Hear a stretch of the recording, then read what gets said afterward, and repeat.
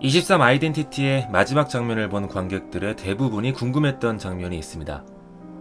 갑자기 브루스 윌리스가 왜 나오지? 유령인가? 생각해보면 브루스 윌리스가 이 영화를 만든 나이트 샤말란의 대표작인 식스센스에 출연했기 때문에 잠깐 카메오로 출연했나 이렇게 생각할 수도 있을 것 같습니다.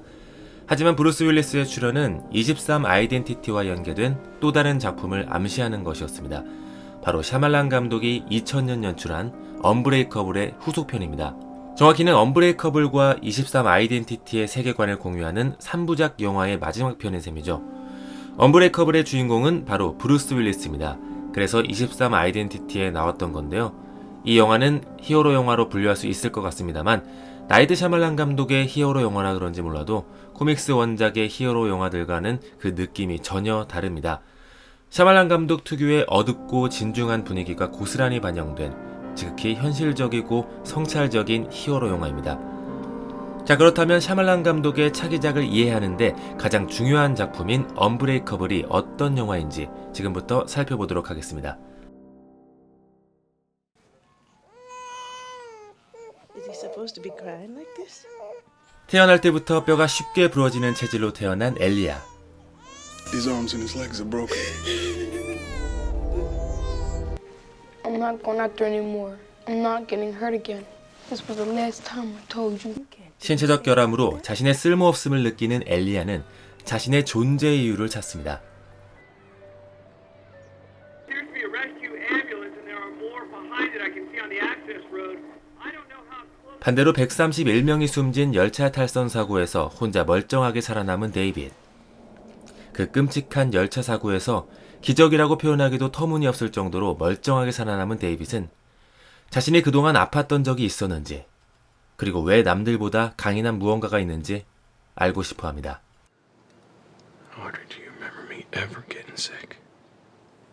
In the 3 years we lived in this house? In the old apartment? Before Joseph was born? Before we ever got married?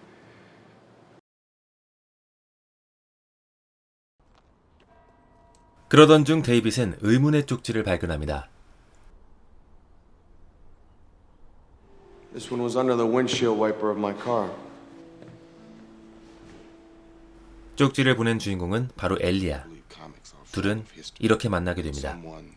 I'm assuming you've never been injured. Would I be wrong in that assumption? 엘리야는 열차 사고의 유일한 생존자인 데이빗에게 특별한 무언가가 있다고 확신하며 그를 추궁하기 시작합니다. You have good instincts for things like that? Like what? Knowing when people have done something wrong. 그리고 데이빗은 그동안 자각하지 못했던 자신의 능력들을 하나하나 깨닫게 되죠. How much is it, Dad?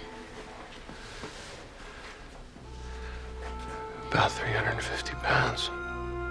그는 보통 사람보다 힘이 셌으며 누군가와 접촉했을 때 그 사람이 저지른 죄를 알아낼 수 있는 능력이 있었습니다.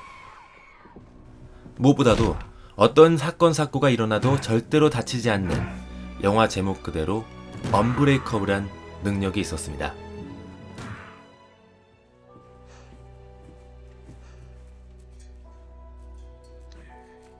데이빗은 자신의 능력을 바탕으로 연쇄살인마를 처치하고 감금된 사람들을 구해냅니다. 그동안 자신의 능력을 인지하지 못한 채 평범한 삶을 살아왔던 그가 세상이 필요로 하는 존재인 히어로의 역할을 해낸 셈이죠. 그리고 엘리야와 다시 만나게 된 데이빗. 그런데 엘리야와의 약수를 통해서 데이빗은 충격적인 사실을 알게 됩니다. 그가 겪었던 필라델피아 열차 탈선 사고, 그리고 그 이전의 수많은 대형 사고들이 모두 엘리야의 소행이었다는 것을 말이죠. 엘리야가 이런 끔찍한 일들을 벌였던 이유는 단순했습니다. I almost gave up hope. There were so many times I questioned myself. You killed all those people. But I found you. So many sacrifices. Just to find you. 뼈가 쉽게 부러지는 쓸모없는 몸으로 태어난 엘리야는 자신과 상반되는 불멸의 몸을 소유한 영웅, 즉 히어로를 찾는데 그 존재의 이유를 두었던 겁니다. I'm not a mistake. It all makes sense. 결국 본인의 능력을 자각하지 못한 채 평범하게 살아온 데이빗은 엘리아가 만들어낸 히어로인 셈이죠.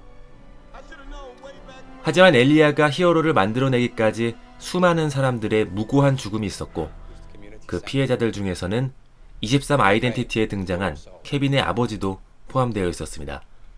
반면에 자신의 존재를 파악하기까지 일어난 수많은 피해자들에 비해 고작 2명을 구하는 데 그치고만 데이빗은 허무한 감정을 느끼고 맙니다.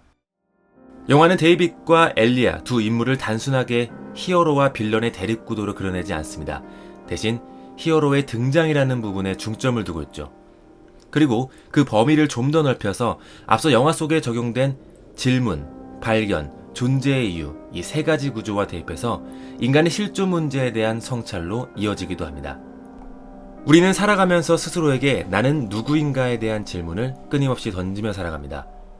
자신을 가장 잘 아는 사람이 바로 자기 자신이기도 하지만, 그렇다고 해서 나 자신을 완벽하게 알지 못하기에 우리는 죽을 때까지 스스로에 대한 질문을 합니다. 질문을 통해 우리는 새로운 발견을 하게 됩니다. 내가 몰랐던 나 자신의 모습이 보이고 그동안 알지 못했던 세상의 이치를 깨닫게 되죠. 그리고 질문과 발견을 거듭하며 세상을 살아가는 이유에 대해서도 생각해보게 됩니다. 나는 이 세상에서 어떤 존재가 되고 싶고 어떤 일들을 하고 싶은지에 대해서 말이죠. 히어로도 빌런도 결국 인간에 의해서 만들어진 존재이기 때문에 이 고민은 23 아이덴티티의 케빈에게도 적용이 됩니다. 케빈은 어린 시절 부모로부터의 학대로 인해서 본인의 정체성을 확립하지 못한 채 자아가 분열되고 맙니다. 그리고 어느새 23개의 자아가 분열된 자기 자신을 발견하게 되죠. 영화 말미에 보여준 24번째 자아인 비스트는 나머지 모든 자아를 압도하면서 세상 밖으로 나와서 자신의 존재의 이유를 보여줍니다. 이제 15년 동안 평범하게 살아온 데이빗과 맞닥뜨리게 되는 영화가 그 다음 후속작이 된 셈입니다. 본격적인 선과 악의 대결이 시작되는 샤말란표 히어로물 같지만 결국은 데이빗을 히어로로 만들어냈고 케빈의 자아를 분열시킨 비스트로 만들어낸 우리 인간들의 폐부를 찌르는 그런 이야기가 될 것 같습니다.